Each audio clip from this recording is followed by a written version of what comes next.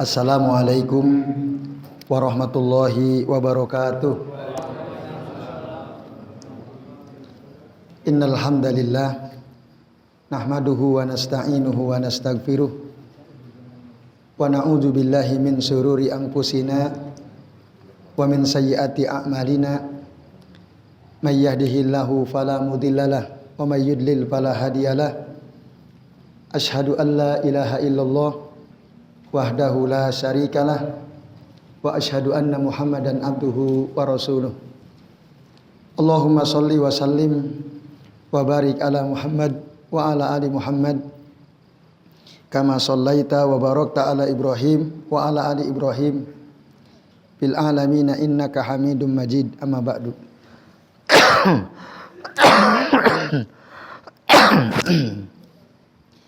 Bapak-bapak dan ibu-ibu serta jamaah sekalian, a'azani Allah wa iyyakum ajmain. Semoga kita semua yang hadir di majelis ini senantiasa dimuliakan Allah Subhanahu wa taala. Amin ya Allah ya rabbal alamin. Alhamdulillah Bapak Ibu, pada kesempatan malam ini atas izin Allah kita bisa berjumpa kembali untuk melanjutkan ngaji kitab tauhid alladzi huwa haqqullah 'alal abid. Dan kita masih membahas bab yang ke-62, yaitu bab tentang banyak bersumpah. Ya. Pada pertemuan sebelumnya kita sudah membahas muqaddimah dan membahas satu dalil ya dari surah Al-Maidah ayat 89. Nah, sekarang kita akan memasuki pembahasan dalil yang kedua. Yaitu dalil dari hadis riwayat Abu Hurairah radhiyallahu anhu. Beliau berkata, sami'tu Rasulullah sallallahu alaihi wasallam yaqul. Aku pernah mendengar Rasulullah sallallahu alaihi wasallam beliau bersabda, al-halifu manfaqatun lis-sil'ati mamhaqatun lil kasbi. Hadis akhrajahu Al-Bukhari wa Muslim. Artinya sumpah itu manfaqatun lis-sil'ati, melariskan barang dagangan. Mamhaqatun lil kasbi, tetapi menghancurkan keberkahan usaha yang dia lakukannya, jual beli yang dia lakukan itu. Nah, Bapak Ibu dan jamaah sekalian ya, ini jelas sekali apa akibat orang yang sering bersumpah dalam berjual beli. Gitu ya. Nabi menegaskan memang melariskan, bisa jadi melariskan dagangan seseorang, tetapi dia bisa menghilangkan, menghapuskan keberkahan dari usahanya itu. Nah, dalam riwayat yang lain, riwayat Imam Ahmad, ya, al-halib di situ diganti dengan al-yaminul kadzibatu manfaqatun lis-sil'ati mamhaqatun lil kasbi. Sumpah bohong itu bisa melariskan dagangan, tapi bisa menghancurkan keberkahan, menghilangkan keberkahan. Bapak Ibu dan jamaah sekalian, rahimani wa rahimakumullah. Ya.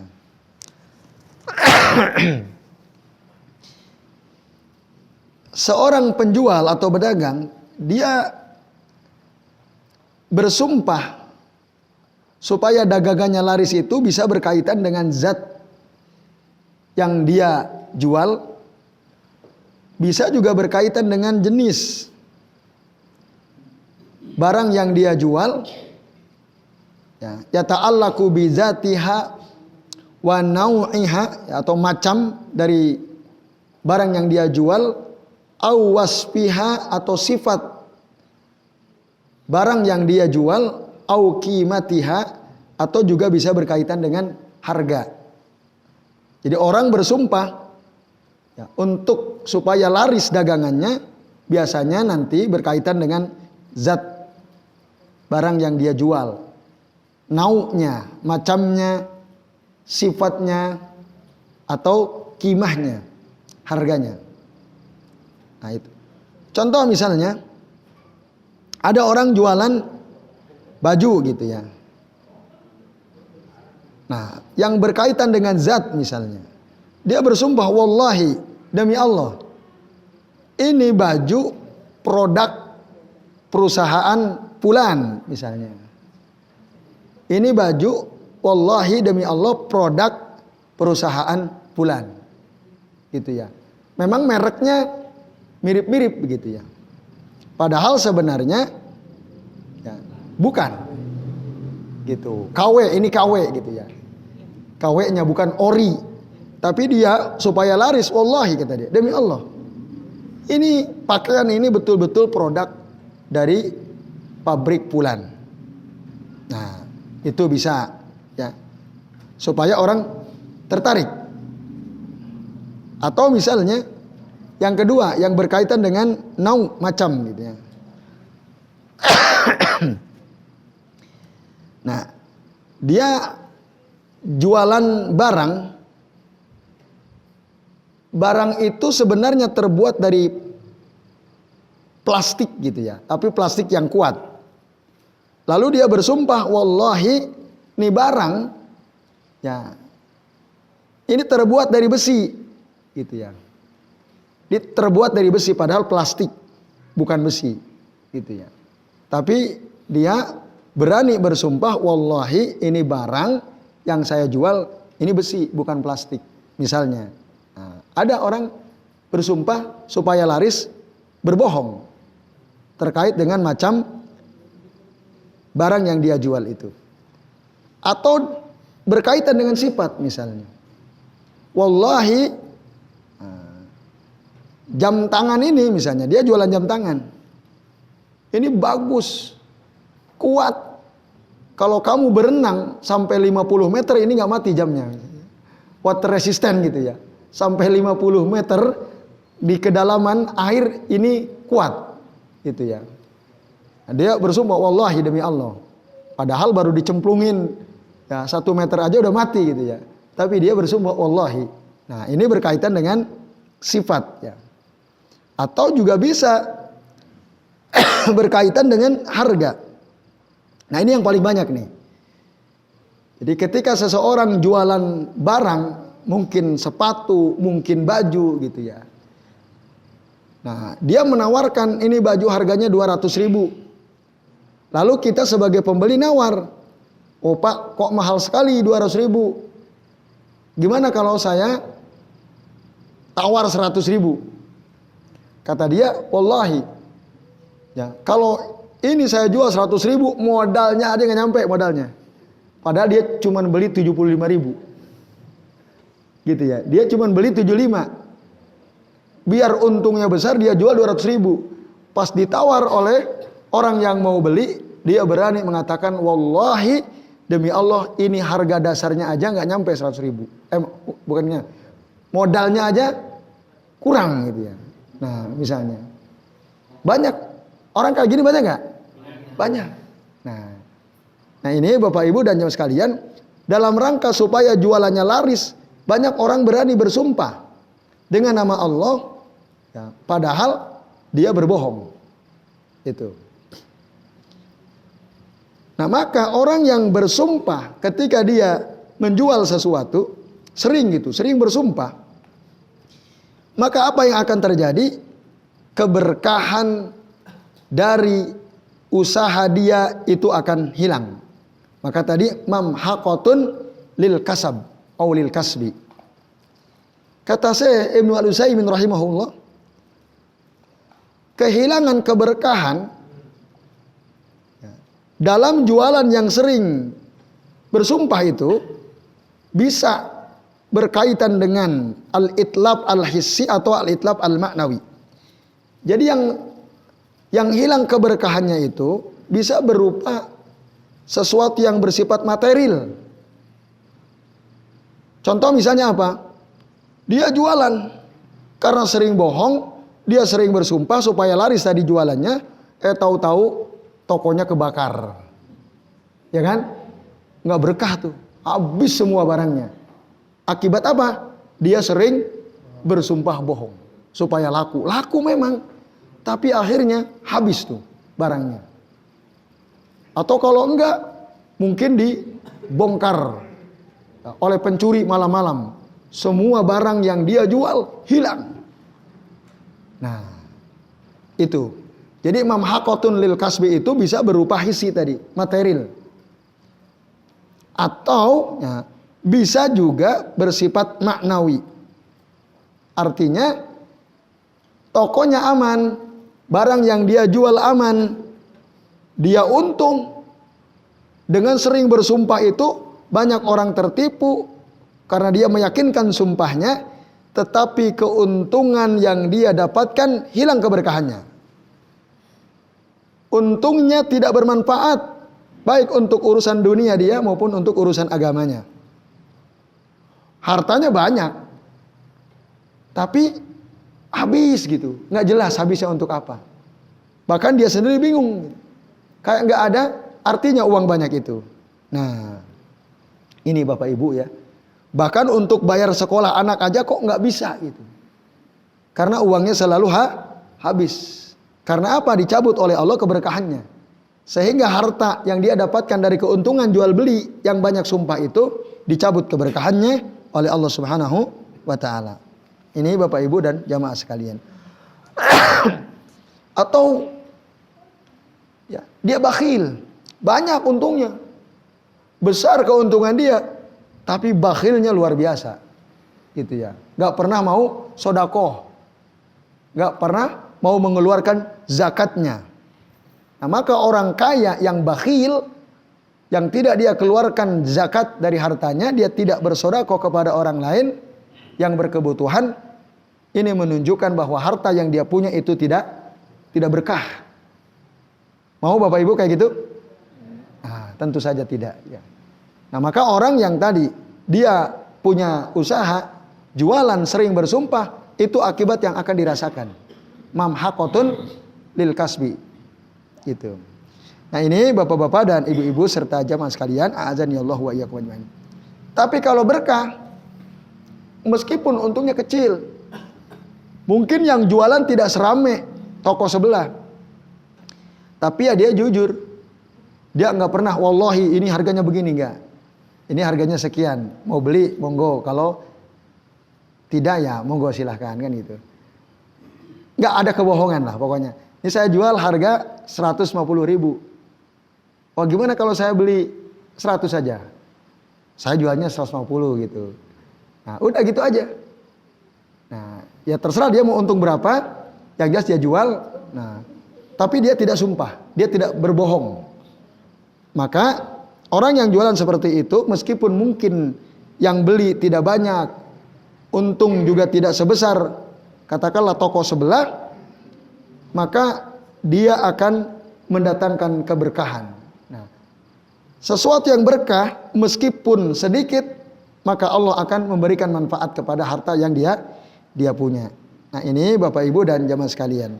Nafa'ahullahu ta'ala bihi wa nafa'a ghairahu wa man wara'ahu. Jadi hartanya itu dijadikan oleh Allah bermanfaat juga untuk orang lain, bahkan bermanfaat untuk anak keturunan dia setelahnya. Kalau dia ya jualannya tidak banyak bersumpah, apalagi dengan sumpah yang bohong. Nah, ini Bapak Ibu dan jamaah sekalian, rahimani wa rahimakumullah. Maka berdasarkan hadis ini, tentu saja kalau ada di antara kita misalnya punya usaha apa, bisnis apa, ingat ini, jangan banyak mengucapkan sumpah. Hanya dalam rangka untuk bisa dapat keuntungan. Apalagi kalau sumpahnya bohong. Andai kata pun benar sumpahnya, itu pun tetap nggak boleh gitu. Berdasarkan surah Al-Maidah ayat 89 yang kita sudah bahas. Karena makna wahfadhu aimanakum di antara maknanya adalah jangan sering-sering bersumpah. Itu Bapak Ibu dan jamaah sekalian. Nah, jadi adamu kasroti al-halaf. Andai pun benar gitu ya. Wallahi ini kualitasnya nomor 1, ori gitu, bener. Tapi kalau dia sering wallahi, berarti dia apa? Menganggap remeh sumpah. Gitu ya. Tidak mengagungkan sumpah dengan menyebut nama Allah Subhanahu wa taala. Untuk perkara yang semestinya ini nggak perlu gitu. Nah, maka itu pun tetap jelek, apalagi kalau dia sumpahnya bohong. Nah, ini Bapak Ibu dan jamaah sekalian. Nah, kemudian dalil yang ketiga. An Salman Al-Farisi radhiyallahu anhu qol anna Rasulullah sallallahu alaihi wasallam qol. Dari Salman Al-Farisi radhiyallahu anhu, beliau mengatakan bahwasannya Rasul sallallahu alaihi wasallam bersabda, "Salasatun la yukallimuhumullahu wa la yuzakkihim wa lahum adzabun alim." Ada 3 kelompok orang, kata Rasul, yang tidak akan diajak bicara oleh Allah Subhanahu wa taala. La yukallimuhumullah. Bapak Ibu dan jamaah sekalian,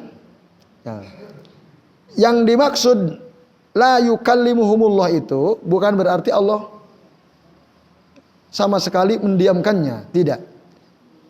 Ya, karena apa?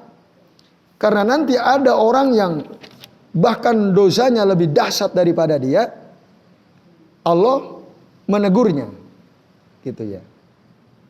Innallaha yukallimu man huwa a'zamu minhum jurman. Yang dosanya lebih besar saja, itu ada dalil yang menunjukkan Allah ya, menyampaikan sesuatu kepada mereka. Wahum ahlun nar, dan tentu mereka ini adalah penduduk neraka. Bahkan disebutkan dalam hadis riwayat Imam Al-Bukhari ya, ketika Allah bertanya kepada para penduduk neraka, ya ahlan nar, wahai para penduduk neraka, hal ta'rifuna hadza, tahu enggak kalian apa ini?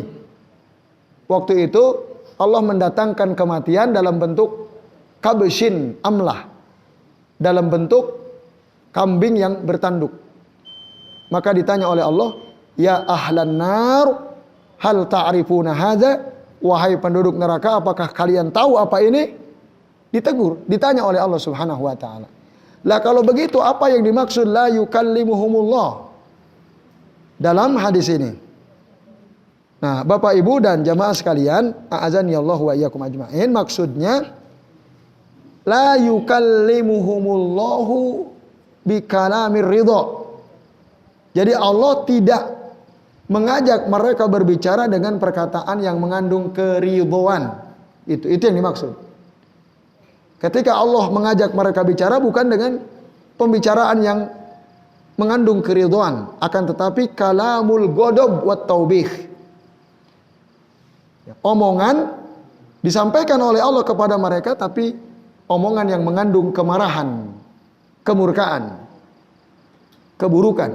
Nah, itu yang dimaksud la yukallimuhumullah. Itu hukuman yang akan dirasakan yang pertama oleh 3 golongan yang nanti kita akan sebutkan. Yang kedua apa? Wala yuzakkihim. Kata zakka yuzakki itu dari kata tazkiyah ya. Artinya at-tausik wa ta'dil. Artinya apa? Dihargai gitu ya.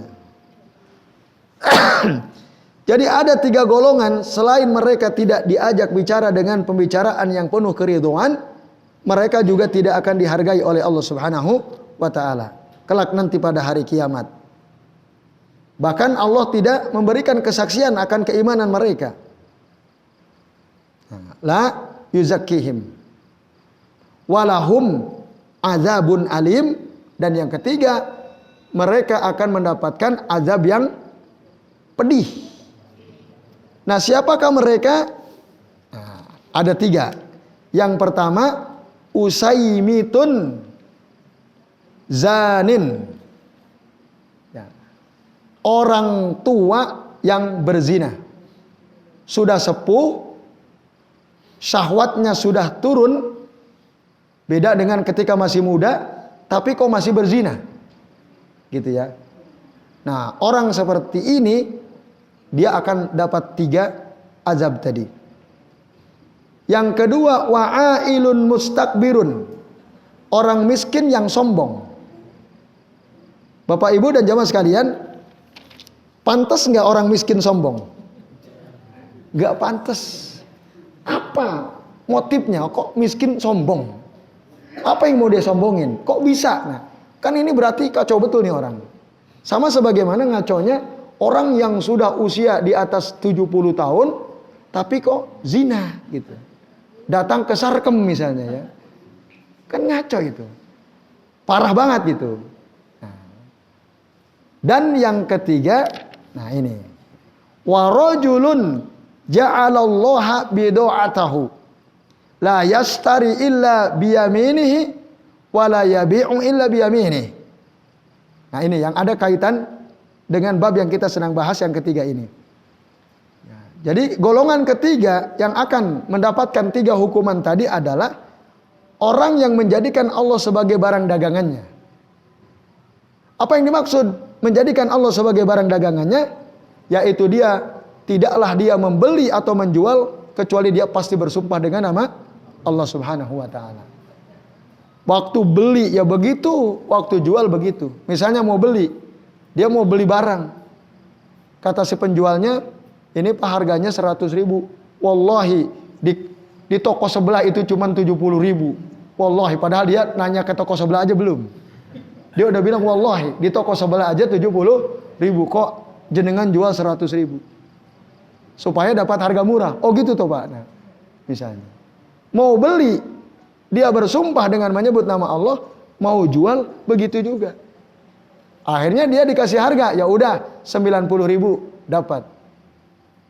Nah, terus gantian dia jual. Dia tadi modalnya berapa? 90.000. Dia jual harganya 150.000. Dapat untung 60.000. Ditawar sama orang, Pak gimana kalau saya beli 120.000 aja? Wallahi modalnya aja nggak nyampe 120 gitu. Padahal tadi dia belinya 90. Nah itu. Jadi la yastari illa biyamini wala yabi'u illa biyamini. Nah maka orang yang seperti ini Bapak Ibu dan jamaah sekalian, dia akan mendapatkan 3 adab sekaligus kelak nanti pada hari kiamat. Pertama apa tadi? Allah tidak akan mengajak dia bicara dengan pembicaraan yang penuh keridhaan. Yang kedua, Allah tidak akan menghargai orang ini, bahkan tidak akan memberikan kesaksian akan keimanannya.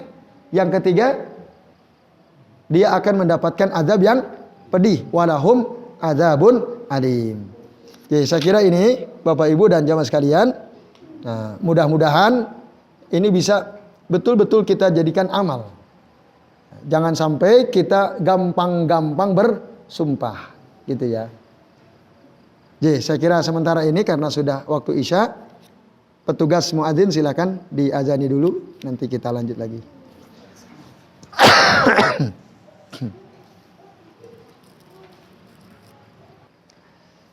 Jadi, alhamdulillah Bapak Ibu kita sudah tiba di waktu Isya ya. Kami lanjutkan sedikit terkait dengan penjelasan hadis yang ketiga tadi ya.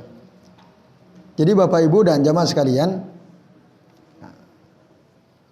kalimat yang ada relevansinya dengan bab yang kita sedang bahas yaitu banyak bersumpah adalah yang terakhir tadi ya. Rajulun ja'alallaha bido'atahu la yastari illa biyaminih wa la yabi'u illa biyaminih. Nah, Bapak Ibu dan jamaah sekalian, maksudnya tadi ya. Dia yang dimaksud dia menjadikan Allah sebagai barang dagangan, itu maksudnya dia suka bersumpah. Kalau beli sering sumpah, kalau jual juga sering sumpah menyebut nama Allah Subhanahu wa taala. Nah, orang yang sering bersumpah walaupun tadi benar, kata Syekh Al-Utsaimin begini. Nah,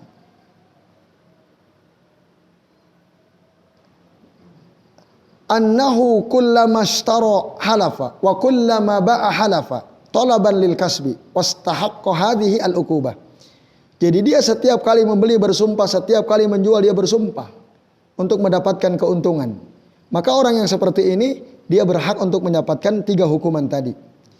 Li'annahu in kana shadiqan, sesungguhnya dia jika benar sumpahnya itu, fakathratu aymanihi tas'uru bistighfafihi wastihanatihi bil yamin wa mukhalafatihi ya bi qaulillahi azza wa jalla wahfazu aymanakum.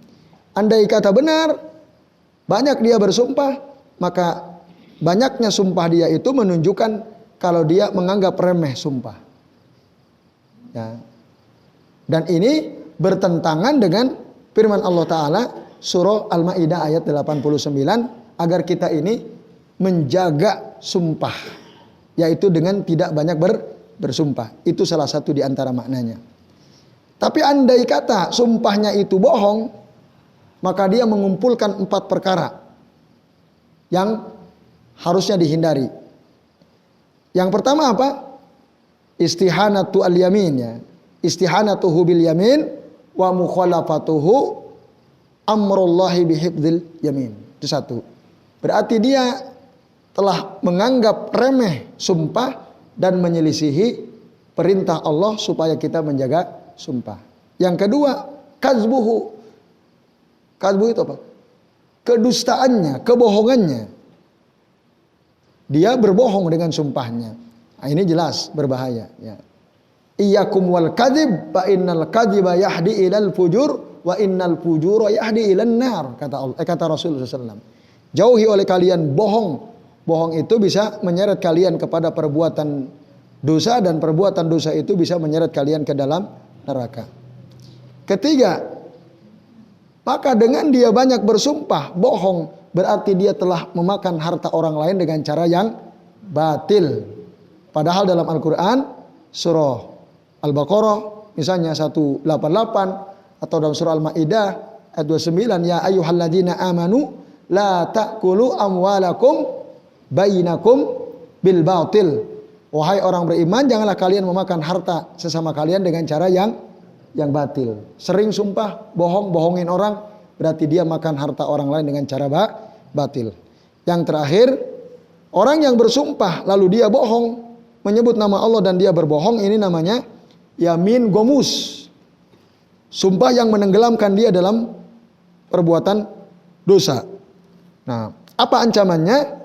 Seperti yang pernah dulu kita singgung dalam hadis yang sahih riwayat Imam Bukhari, Rasulullah SAW bersabda, man halafa ala yaminin huwa fiha fajirun yaktati'u biha ma lam ri'im muslimin laqiyallaha wa huwa alaihi godbanun. Wa huwa alaihi godbanu, ya. Barang siapa yang bersumpah atas suatu sumpah dan dia berbohong dalam sumpahnya itu dalam rangka untuk mengambil harta seorang muslim, mengambil keuntungan dari harta seorang muslim, maka kelak dia akan ketemu dengan Allah Ta'ala wa huwa alaihi godban, dan Allah murka kepada dia. Hadis akhrajahu Al-Bukhari wa Muslim. Nah, itulah Bapak Ibu dan jamaah sekalian, ya, bahaya yang akan didapatkan oleh orang yang suka bersumpah. Ya, gampang banget, ringan banget bersumpah. Nah, maka ketika ilmu ini sudah sampai kepada kita, ya, Al-Utsaimin mendorong kita untuk kita amalkan, ya, kita amalkan hadis ini, lalu kemudian kita sampaikan kepada orang lain, kita berikan orang lain peringatan. Jangan sampai mereka gampang-gampang bersumpah di dalam berjual beli, gitu ya. Nah, itu Bapak Ibu dan jamaah sekalian. Jadi jangan sampai berhenti sampai tahu selesai. Tapi jadikan ini amal dan sampaikan kepada teman-teman kita, saudara kita yang mereka, ya, berjualan suka bersumpah dengan nama Allah, nasihati dengan nasihat ini. Nah, mudah-mudahan dia diberikan keberkahan, ya, dan mau mendengarkan apa yang disampaikan oleh Nabi tadi dalam hadis ini. Jadi saya kira demikian apa yang bisa kami sampaikan. Mudah-mudahan bermanfaat. Ini udah waktu iqamah ini, ya. Jadi saya kira mohon maaf, ya. Masih ada 1 kali pembahasan lagi insya Allah. Nanti mudah-mudahan ada kesempatan untuk tanya jawab, ya. Dan untuk saat ini mari kita akhiri kajian kita dengan membaca doa kafaratul majlis.